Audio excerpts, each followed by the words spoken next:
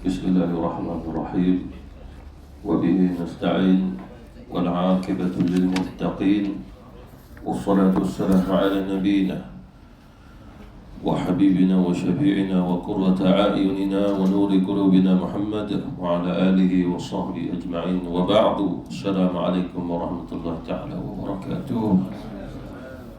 Ayat seterusnya bermula pada ayat 33 muka surat 532 juzuk yang ke-27, masih lagi dalam surah Ar-Rahman. A'udzu billahi minasyaitonir rajim. Ya ma'syaral jinni wal insi in istata'tum an tanfudhu min aqtaris samawati wal ardi fanfudhu لا تنفذون إلا بسلطان فبأي آلاء ربكما تكذبان. صدق الله العظيم. Kita lihat dulu ayatnya. Ya ma'syaral jinni wal ins, wahai ma'syara, golongan, yakni jenis jin dan juga manusia. In istata'tum an tanfudhu min aqtaris samawati wal ardi fanfudhu. Sekiranya kamu sanggup ataupun mampu untuk menembus, ini maksudnya melintasi penjuru langit dan juga bumi, maka silalah, lintaslah, tembuslah.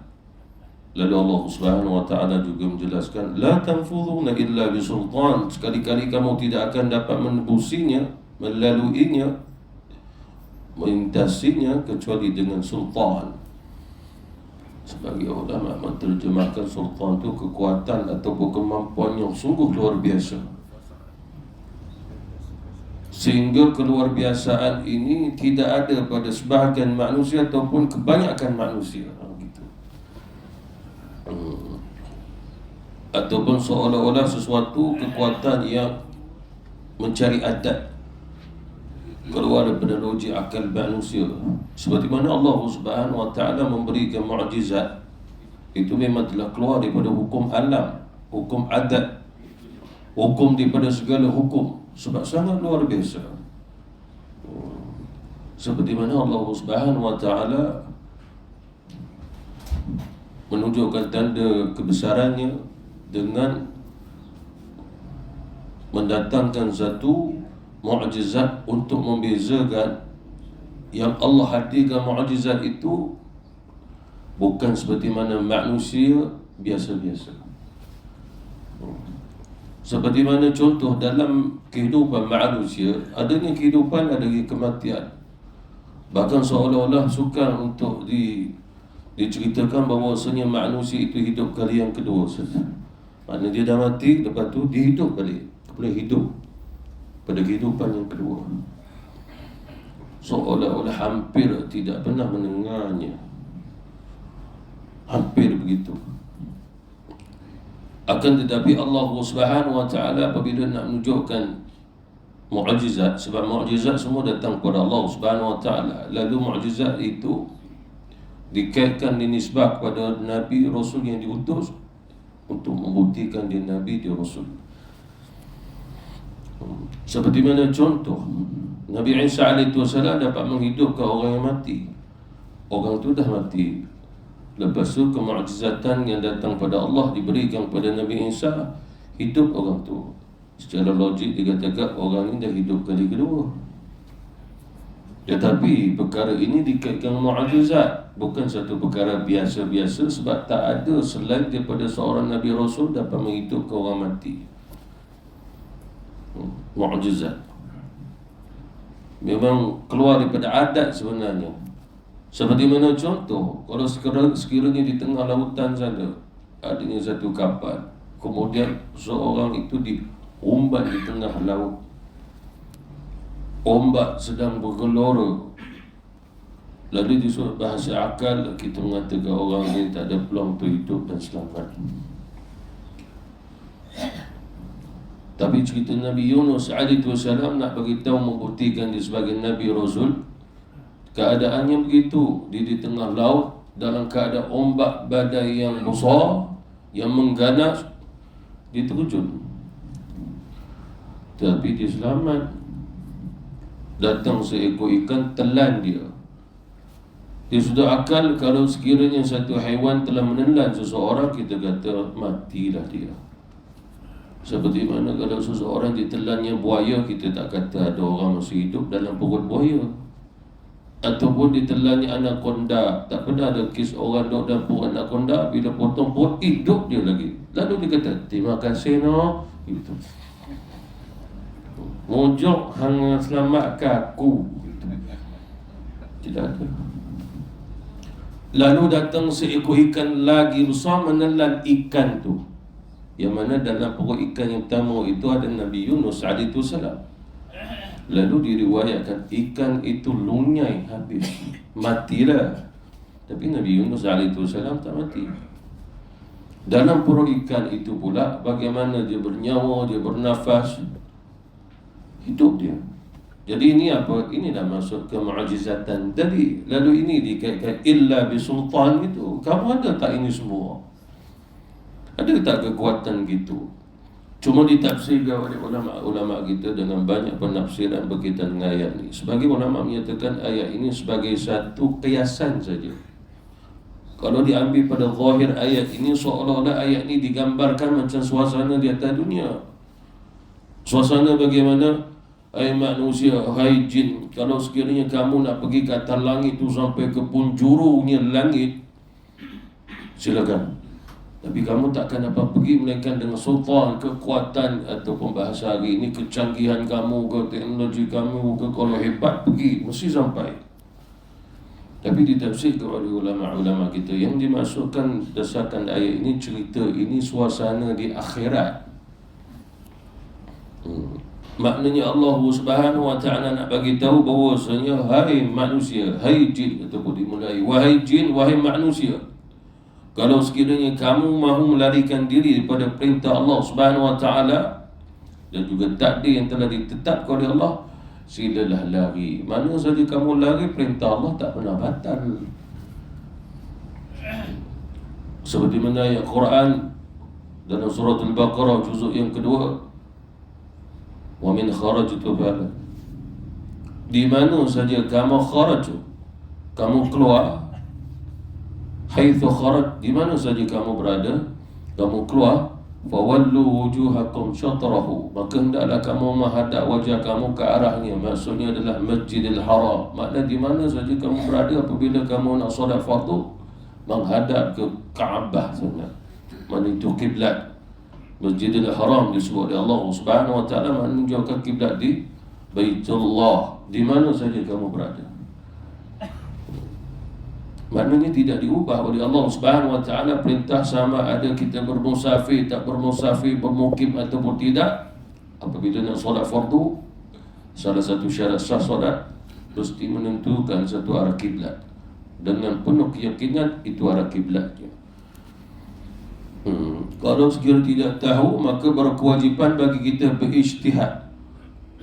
Imam Syafi'i mengatakan inilah ayat menunjukkan kita semua boleh berijtihad, tapi tengok pada hukumnya mana. Hukum bagi orang awam boleh berijtihad kalau berkaitan dengan bab solat, khususnya berkaitan kiblat. Tetapi pada bab-bab yang lain ada ditegah oleh ulama-ulama kerana hukumnya sangat-sangat berat untuk berijtihad. Begitu. Jadi Allah Subhanahu wa ta'ala menyatakan dia telah menetapkan takdir. Lalu adakah kamu boleh lari pada takdir?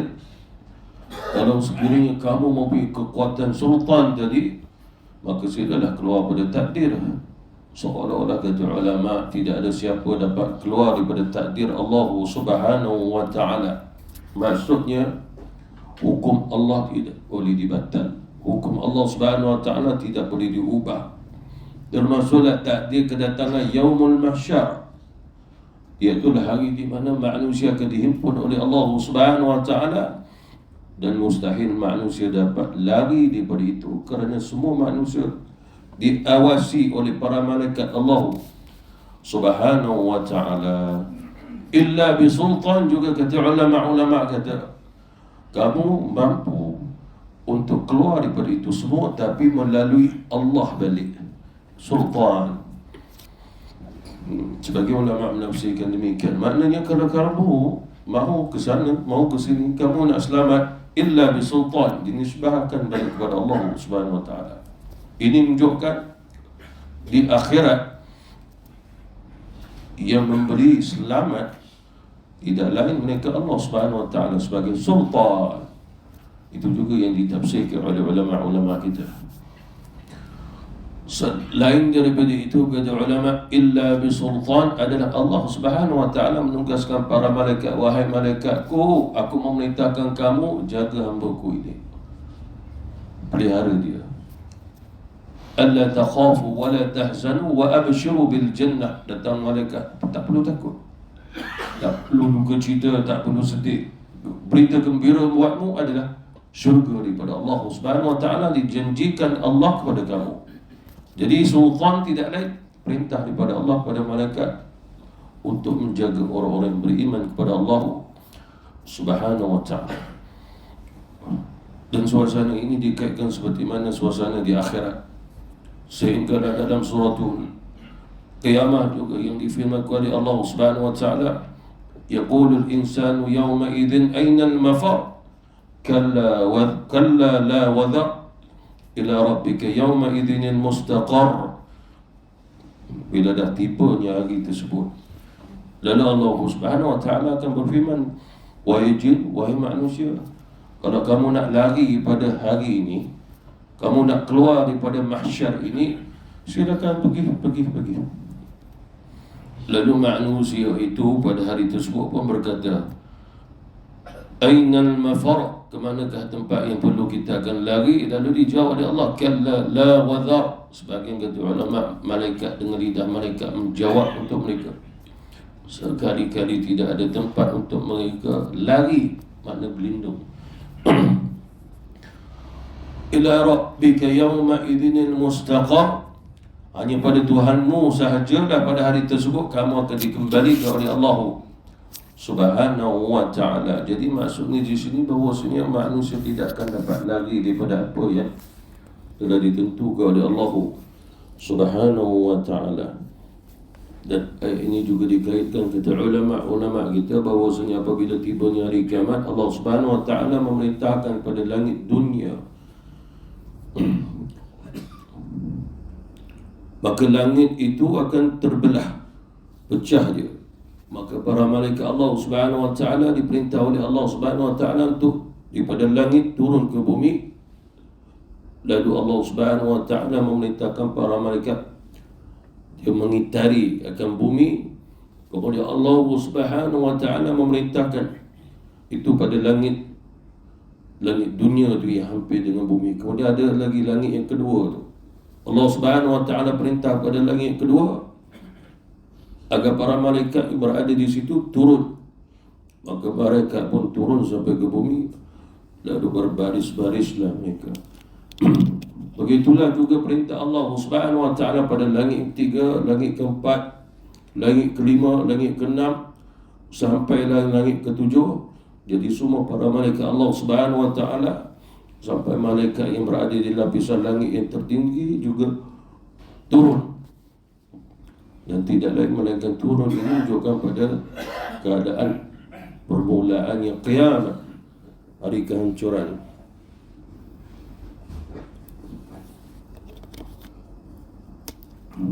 Jadi semua malaikat berkumpul di bawah sini.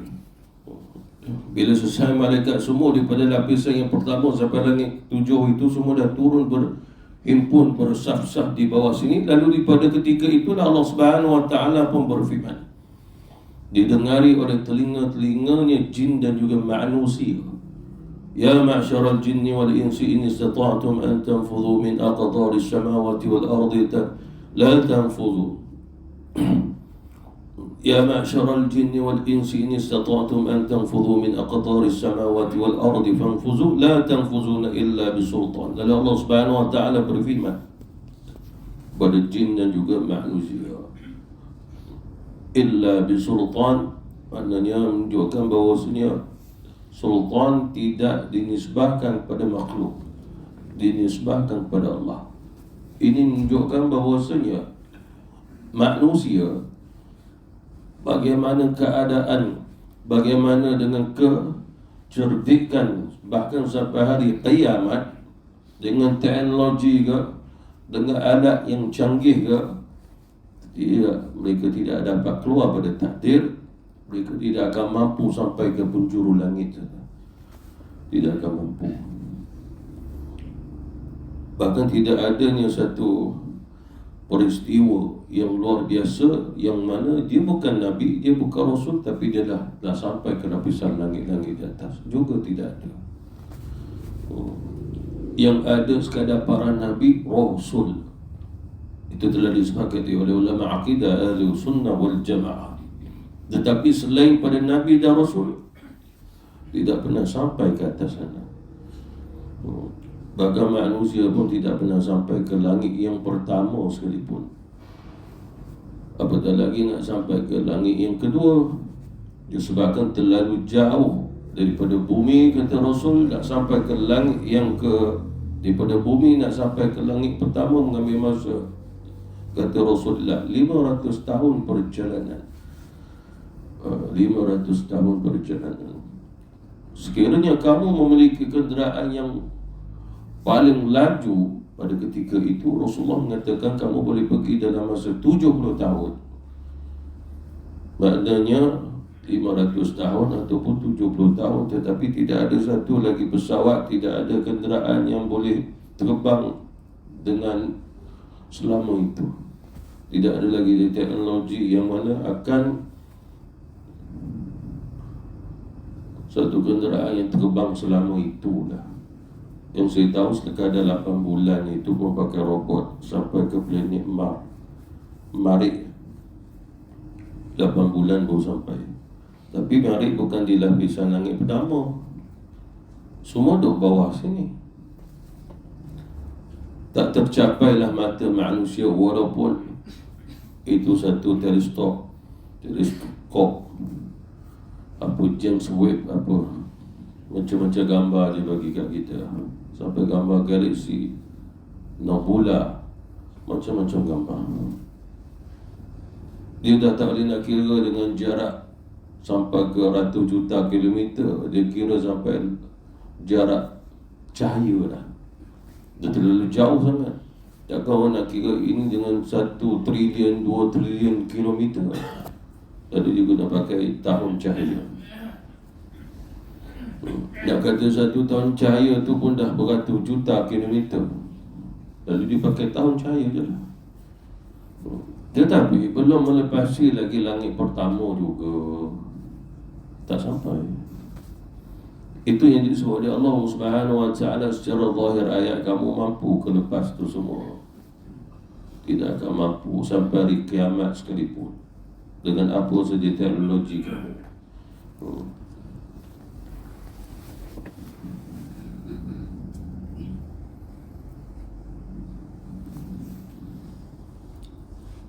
فَبِأَيِّ آلَاءِ رَبِّكُمَا تُكَذِّبَانِ. Maka manakah lagi nikmat-nikmat Tuhan kamu berdua, wahai jin dan juga manusia, yang kamu berdua mahu dustakan, wahai jin dan juga manusia? Jawapannya tidak ada. Diulang oleh Allah Subhanahu Wa Taala sebagai tafsilan. Tafsilan maknanya nak memperdalami agar manusia lebih mengambil makna itu sebagai satu pengayatan yang lebih. Bila Allah ulang, kaedah dia begitu. Seperti mana kita bila baca Quran, ayat yang kita baca mungkin secara ijmali, baca saja, ini terjemahan. Tapi jangan sampai pada tafsiri lebih dalam daripada itu, dilarang. Oleh kerana itu, salah satu pengajian dalam membaca Quran adalah memahami maksud Quran, yang mana perlu dia hayati, boleh dibayangkan, dan mana yang boleh dia sekadar mengambil pada maksud ayat tapi tidak sampai pada untuk membayangkannya. Bahkan sampai peringkat taqdis, tasdik, kemudian diam, kemudian mengakui kelemahan diri. Itu kaedah kita dalam baca Quran. Jangan jadi seperti mana orang sebagai akhir zaman baca Quran semua dia nak faham. Sampai dia tak mau diam, dia tak mau akui dirinya lemah, dia nak tafsirkan juga ayat tu. Itu salah dia, sudah akidah Ahlussunnah wal Jamaah. Lebih-lebih lagi berkaitan ayat yang mutasyabihat ataupun hadis Rasulullah walaupun sahih tapi mutasyabihat. Dia sama-sama maksud hakikatnya hanya diketahui oleh Allah Subhanahu wa taala. Lalu apabila kita baca Quran, walaupun Allah Subhanahu wa taala menyebut ya ma'syaral jinni wal ins, Allah menyeru manusia, menyeru jin nanti pada hari kiamat. Tapi jangan kita membentukkan satu gambaran seolah-olah Allah Subhanahu wa taala menyeru sesuatu objek dan dia datang dan menyeru. Jangan membayangkan apa pun. Kata ulama, boleh saja kamu merasai bahawasanya peristiwa itu berlaku. Boleh saja juga kamu merasai bahawasanya yang memanggil jin dan manusia itu melalui lidah malaikat. Tidak ada masalah. Tetapi jangan kamu mengkaitkan Allah Subhanahu wa taala yang memanggil seperti mana kamu memanggil wahai ya ma'syaral ins, ya ma'syaral jins, ya ma'syaral Quraisy, seperti mana Rasulullah sallallahu alaihi wasallam panggil penduduk Quraisy, ya ma'syaral Quraisy, wahai penduduk Quraisy. Jadi jangan dikaitkan di situ, baca saja. Qawaid dia kaedah begitu. Itu namanya apa? Taqdis. Disebabkan sebahagian pada kitab Allah Subhanahu wa taala ada juga ayat-ayat yang mutasyabihat, seperti mana Allah Subhanahu wa taala menyebut yadullah. Kalau kita terjemahan tangan Allah. Lalu sebahagian di antara kita tengok ini tangan Allah. Aku beriman Allah Subhanahu wa taala ada tangan. Besaran dia sudah akidah. Disebabkan dia boleh beriman dengan yadullah, tapi dia tak boleh beriman dengan tangan Allah. Itu terjemahan. Kita tidak diperintah untuk beriman atas lafaz yang telah diterjemahkan. Dia sudah ayat mutasyabihat, beriman saja pada ayat tu yadullah. Lalu diam saja. Jangan tafsirkannya, jangan takwilkannya. Yang lain mengakui kelemahan diri sehingga tidak mengetahui hakikat yadullah. Benar juga akidah Ahlussunnah wal Jamaah. Tetapi bila dia ambil maksud terjemahan tadi, dia tak mengakui diri dia lemah, tapi mengkaitkan dia seorang yang tahu. Lalu dia ambil, dia petik yadullah, diterjemahkan tangan Allah. Lalu dia beriman. Aku beriman Allah Subhanahu wa taala memiliki tangan. Lalu kita tanya, apa yang kamu maksudkan Allah memiliki tangan? Aku beriman Allah Subhanahu wa taala memiliki anggota. Seperti mana ayat yang telah kita pelajari sebelum ini, wa yabqa wajhu rabbika, yang kekal itu wajah Tuhanmu. Saya beriman Allah Subhanahu wa taala memiliki wajah. Apa yang dimaksudkan wajah? Adakah anggota? Ya, saya beriman Allah Subhanahu wa taala ada anggota. Kalau kita yang dah belajar akidah Ahlussunnah wal Jamaah, lalu etikad kita tukar bahawasanya Allah beranggota, dah kafir kita. Bagi orang tu dia tak tahu. Oleh kerana itu mengakui, jangan tafsirkan apa, diam saja. Mengakui diri kita lemah. Ini siapa yang mengatakannya? Imam Al-Ghazali. Lalu taqdis, menyucikan Allah Subhanahu wa taala pada sifat-sifat makhluk. Tasdid, yakini dengan apa yang difirmankan oleh Allah, tidak dikurangi, tidak ditambah. Kalimah, huruf tidak dibuang. Terjemahan bukan Quran, itu telah disepakati oleh ulama. Lalu yang beriman pada Quran Arabiah, bukan beriman pada yang telah diterjemahkan. Jadi maksud di sini masalah itu berlaku apabila orang petik dan ambil terjemahan, bukan kembali balik pada lafaz yang asal. Adakah tangan itu satu maksud saja? Bahkan tangan itu banyak maksud.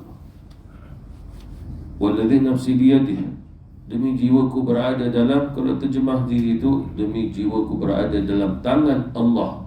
Adakah tangan yang dimaksudkan Allah Subhanahu wa taala memiliki tangan? Lalu adakah Allah sedang yang memegang jiwanya Rasulullah? Tapi yang ditakwilkan oleh ulama adalah kekuasaan.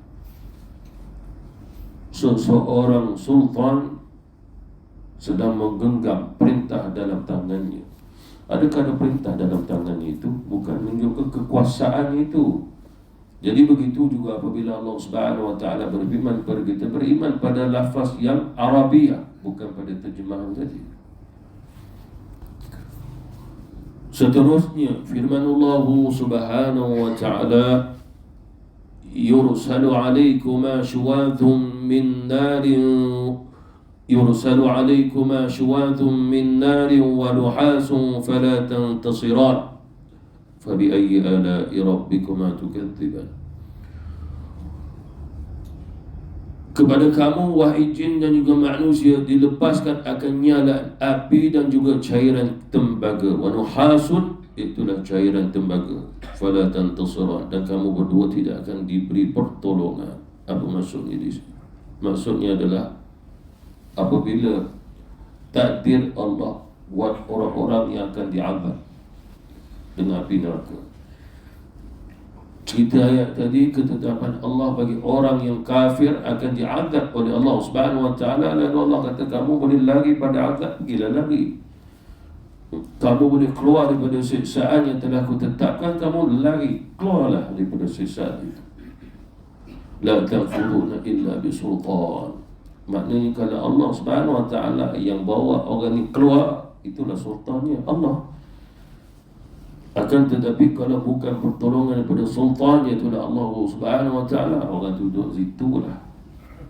Lalu seperti mana juga ayat ni, Allah Subhanahu wa taala mengkaitkan juga dengan ayat daripada ayat atas tadi. Apabila Allah Subhanahu wa taala telah menetapkan satu hukuman bagi mereka-mereka yang kufur kepada Allah Subhanahu wa taala, dan antaranya adalah dihadirkan kepada orang-orang yang kufur tadi dengan penyalaan api. Seperti mana kata ulama tafsir, antaranya adalah Abdullah bin Abbas radhiyallahu anhuma, dia mengatakan syuwadhun itu adalah satu nyalaan api, dan nyalaan api ini pula sebagian kata ulama berwarna biru, sebagian kata ulama berwarna hitam. Allah Ta'ala alam, hanya Allah Subhanahu wa Ta'ala saja yang mengetahuinya. Sebahagian lagi kata ulama, syuwadhum ini seperti mana api, satu kumpulan api, tetapi bila dia datang seperti mana banjir yang datang.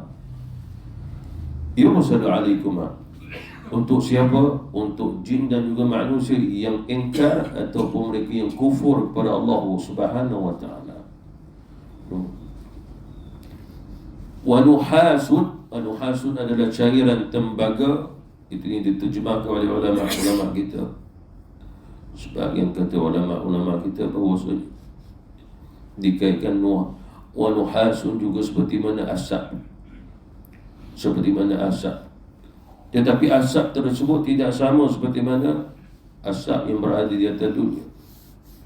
Tetapi kalau sekiranya asap itu hadir, datang sebelum berlakunya kiamat, maka asap itu boleh menyebabkan matinya seluruh manusia sebelum datang kiamat. Untuk wanuhasun, sebagian kata ulama adalah cairan tembaga, sebab ada kaitan dengan hadis Rasulullah sallallahu alaihi wasallam. Cairan tembaga yang dimaksudkan adalah cairan ini dia berada dalam neraka. Lalu Allah Subhanahu wa Ta'ala tuangkan kepada mereka-mereka yang pernah mendengar kebaikan, tetapi mereka menolak kebaikan tersebut, kebenaran tersebut. Lalu mereka rasa bangga dengan kekufuran, kekafiran mereka. Lalu dicurahkan tembaga itu. Sebagian lagi kata ulama-ulama, yursalu alaikuma syuwadhum min nari wa nuhasun, yaknilah keadaan suasana ketika mana berada dalam neraka. Jadi manusia di dalam neraka dua kaki ada. Walaupun mereka berada dalam neraka, mereka akan berusaha untuk lepaskan diri. Kalau api di sana nak datang, mereka akan lari ke sini. Begitulah keadaannya. Sehingga dalam surah As-Sajdah Allah Subhanahu wa Ta'ala menyebut bahawasanya apabila api itu membakar mereka sehingga mereka, kita panggil apa ni, terpelanting mereka lah begitu.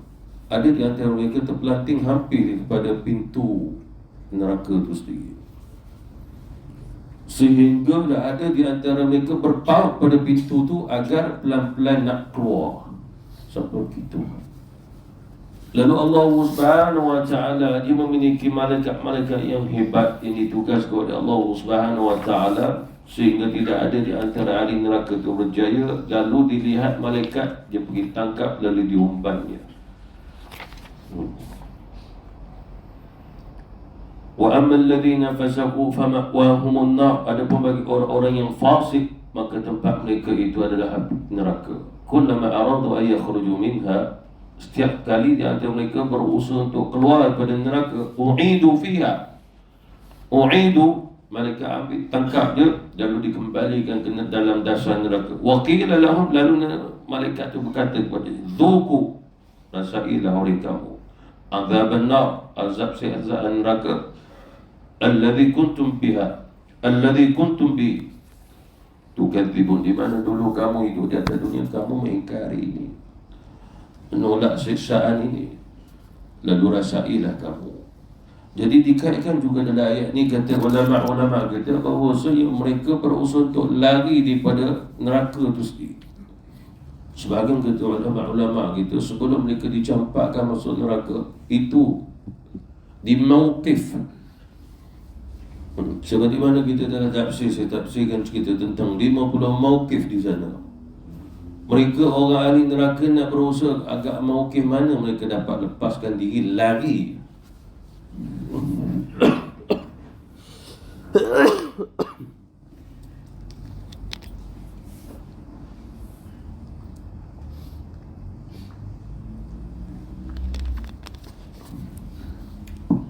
Kembali balik seperti mana ayat ya ma'syarul jin wal ins, ayat di atas.